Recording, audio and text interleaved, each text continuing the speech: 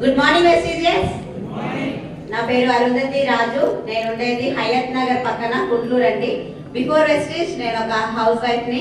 ఈ ప్లాట్ఫామ్ ని పర్చేజ్ చేసింది my great uplines Satyam sir and my mentor Saidul sir. అలాగే నా top uplines Seenu sir, Pandu sir, Venkat sir, అలాగే ఎంఎస్ సార్ గురువు గారికి, ప్రతి ఒక్కరికి నేను 3 తరాల వరకు రుణపడే ఉంటా. వాళ్ళందరి కోసం ఒక్కసారి నా తరఫున గట్టిగా క్లాప్స్. అందరూ డబ్బుల కోసం వచ్చిన అంటున్నారు కదా, నేను మట్టుకు హెల్త్ కోసం వచ్చిన. కేవలం బ్రతికితే చాలు అనుకొని వచ్చిన. నేను ఎందుకంత డైలాగ్ కొట్టినా అంటే నా కండిషన్ కూడా అంతే సీరియస్ కాబట్టి. యాక్చువల్ గా నాకు హెల్త్ ప్రాబ్లమ్స్ ఉండటం వల్ల నాకు బయట మెడిసిన్స్ వాడి సైడ్ ఎఫెక్ట్లతోటి టాబ్లెట్లు పెరుగుతున్నాయి తప్పితే రిజల్ట్ ఏ మాత్రం లేని సిచ్యువేషన్ లో నేను ఈ ప్లాట్ఫామ్ కి రావడం జరిగిందండి. నాకున్న ప్రాబ్లం వచ్చేసి బ్రెయిన్ లో క్లాట్ ఉండే, ఫిట్స్ వచ్చేది, షుగర్ ఉంది, కరోనా వచ్చింది. కరోనా టైంలో సెకండ్ వేవ్ నవంబర్ లో కరోనా వచ్చింది. నవంబర్ లో కరోనా, నెక్స్ట్ ఆగస్ట్ లో పెరాలసిస్ కూడా వచ్చింది.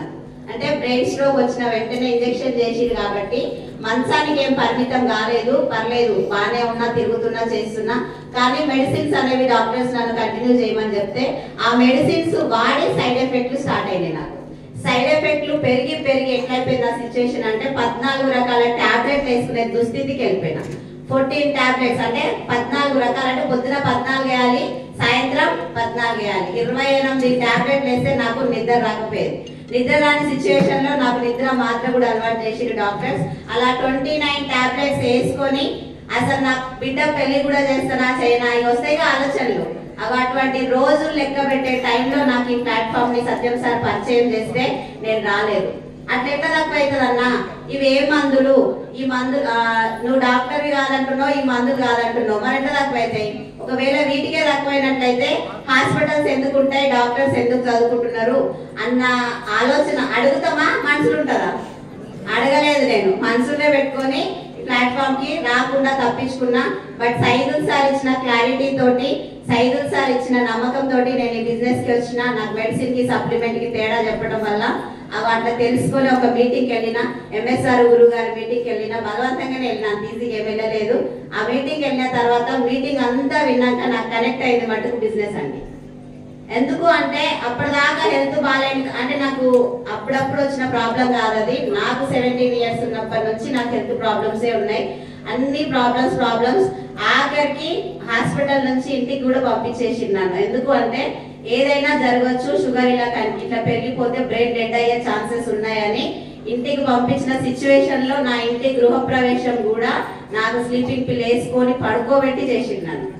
ఆ దుస్థితిలో ఉన్న నాకు మీటింగ్ వెళ్ళి హెల్త్ వస్తుంది అనుకుని వెళ్ళినా. కానీ మీటింగ్ ఇన్న తర్వాత మటు కనెక్ట్ అయింది ఏంటంటే బిజినెస్. ఎందుకు అంటే 3 తరాల ఆదాయం ఉంది, ఆరోగ్యం ఉంది, ప్లస్ 3 తరాల ఆదాయం ఉంది అన్న విషయం నేను ఫస్ట్ టైం మీటింగ్ లో విన్నా. అది కనెక్ట్ అయినాక నా మైండ్ సెట్ మారిపోయింది. ఎందుకు మారింది అంటే నేను అంతకుముందుకు ఆ హెల్త్ ప్రాబ్లమ్స్ అట్లా ఉండటం వల్ల నా ఫీలింగ్ ఏంటంటే డబ్బులు ఎందుకు, డబ్బులు లేకుండా బతకలేమా, ఏమంటారు పైసలు పాపిష్టి అంటారు కదా. అట్లా నాకు నేను అడ్జస్ట్మెంట్ లైఫ్ లో ఉన్నా. ఆ ప్లాట్ఫామ్, ఈ బిజినెస్ ప్లాట్ఫామ్ విన్న తర్వాత ఏమనిపిస్తుంది అంటే నేను పైసలు సంపాదించలేను కాబట్టి ఇట్లా ఆలోచిస్తున్నా. కానీ సంపాదించలేను అంటే సంపాదించే మార్గాలు ఉన్నాయి కదా, బిజినెస్, జాబ్, చదువు. నా చదువు కూడా బీటెక్ చదివినా నేను, బట్ 3rd ఇయర్ లోనే డిస్కంటిన్యూ. హెల్త్ ప్రాబ్లం వల్లనే ఆపేసిరు దాన్ని కూడా. చదువు లేదు, చదువుకున్న చదువు కూడా మర్చిపోయినా. హెల్త్ లేదు, ముఖ్యంగా హెల్త్ లేదు, కమ్యూనికేషన్ స్కిల్స్ అసలుకే లేవు, కొంచెం మెమరీ లాస్ కూడా అయినా నేను మధ్యలో. ఇన్ని కాంప్లికేషన్స్ ఉన్నాయి కాబట్టి నేను సంపాదించలేను కాబట్టి ఇట్లా ఆలోచిస్తున్నా. కానీ ఇవేవి అవసరం లేకుండా నేను సంపాదించవచ్చు, అది కూడా 3 తరాల వరకు. అంటే నేను ఎందుకు ఈ ప్లాట్ఫామ్ ని ఏమంటారు చూస్ చేసుకోకూడదు, నేను ఎందుకు బిజినెస్ చేయకూడదు అన్న ధైర్యం నాకు ఫస్ట్ మీటింగ్ లోనే వచ్చింది. ఒక మాట ఎంఎస్ఆర్ సార్ అన్నారు. ఏమన్నారంటే మనిషి అనేటోడు పుట్టడం చావడం కాదు, తనకంటూ 2 పేజీలు రాసుకోవాలి అన్నాడు సార్. ఆ మాట నాకు బాగా కనెక్ట్ అయింది. ఎందుకంటే ఏది చిన్నదే కానీ నేను చావుకు దగ్గరలో ఉన్నా కాబట్టి ఒకవేళ చనిపోతే నా ఫ్యామిలీ ఎట్లా అన్న ఫీలింగ్ తో ఉన్నా కాబట్టి నేను 2 పేజీలు అవసరం లేదు, 2 లైన్లు అన్నా. మా అమ్మ చనిపోయినా మాకు 3 జనరేషన్ ప్లాన్ ఇచ్చి చనిపోయింది అని నా పిల్లలు అనుకుంటే చాలు అన్న ఫీలింగ్ తోటి నేను ఫస్ట్ టైం బిజినెస్ ఏమంటే ఫస్ట్ మీటింగ్ లోనే నేను కనెక్ట్ అయినా జర్నీ స్టార్ట్ చేసిన కోటప్పకొండ బూట్ క్యాంప్ నేను జాయిన్ అయింది జనవరి 1 2022 అండి. ఫస్ట్ మీటింగ్ అటెండ్ అయింది జనవరి 27 2022. బూట్ క్యాంప్ వచ్చింది మటుకు ఫిబ్రవరి 13 14 2022. మీటింగ్ విన్న 15 రోజులకే బూట్ క్యాంప్ పిలుస్తారు. పోతారా? వస్తారా? ఎవరైనా పిల్లలు ఉన్నారు, పండగ ఉంది, ఫ్యామిలీ ఒప్పుకోదు, డబ్బులు ఎక్కువ అవుతున్నాయి, అంత దూరం పోవాలన్నా 2 రోజులు ఉండాలన్నా అంటారా అన్నారా? నేను కూడా అట్లనే చెప్పిన. కానీ ఎంఎస్ఆర్ గురువు గారి బలవంతం మీద బూట్ క్యాంప్ కి సైదుల్ సార్ ఎంఎస్ఆర్ సార్ తో చెప్పించడం వల్ల నేను ఆ బూట్ క్యాంప్ కి వెళ్ళిన. అక్కడికి వెళ్ళాక కూడా కంఫర్ట్ ఉంటుందా, అన్కంఫర్ట్ ఉంటుందా?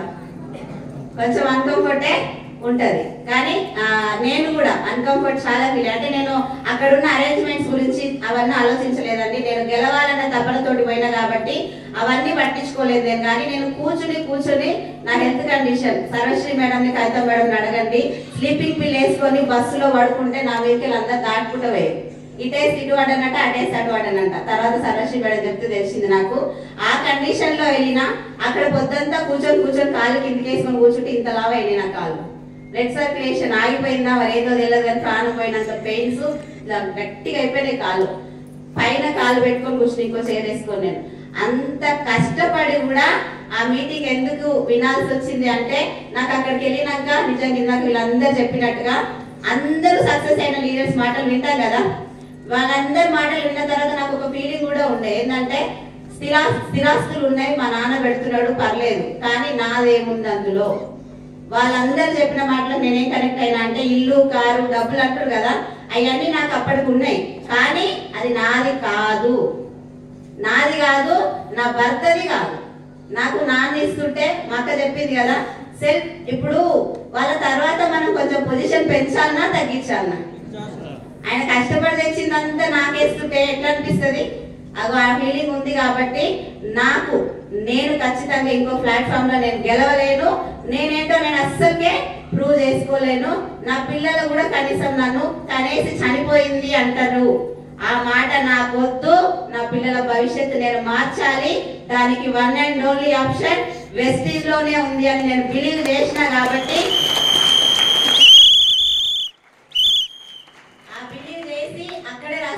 నేను అక్కడే డిసైడ్ అయినా, కోటప్పకొండలోనే డిసైడ్ అయినా. అప్పుడు నా ఇన్కమ్ ఫస్ట్ ఇన్కమ్ వచ్చినప్పటికీ బ్యాంక్ లో కూడా ట్రాన్స్ఫర్ కాలేదు, యాప్ లోనే చూపిస్తుంది 1151 రూపాయలు. అది ఎట్లా వస్తుందో తెలియదు, అసలు వస్తుందా రాదో తెలియదు. కానీ ఇన్న తర్వాతకి నాకు అర్థమైంది ఏంటంటే నేను ఇందులో ఎవరిని ముంచేది లేదు, నేను మునిగేది లేదు. అంతకన్నా హెల్త్ వస్తుంది. అదే హెల్త్ ని షేర్ చేస్తున్నా అంటే పుణ్యం చేసి పైసలు సంపాదిస్తున్నా. ఎవరిని ముంచకుండా ఒక లగ్జరీ లైఫ్ అనేది మెయింటైన్ చేసిన వీళ్ళందరినీ చూస్తున్నా. కాబట్టి నేను చేసేది మంచిది అన్న నమ్మకంతోనే నేను రాసుకున్నా. ఎంఎస్ఆర్ సార్ గారి ఆశీర్వాదంతో నేను నెక్స్ట్ డిసెంబర్ కల్లా 1,00,000 తీసుకోవాలి అని చెప్పేసి నేను అక్కడ అదే బూట్ క్యాంప్ లో డిసైడ్ అయినా. నేను కూడా సాధించగలుగుతా.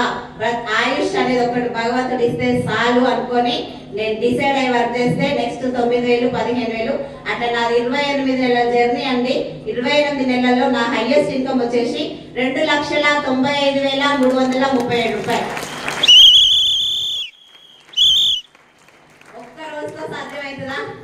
రిజెక్షన్స్ వస్తాయా?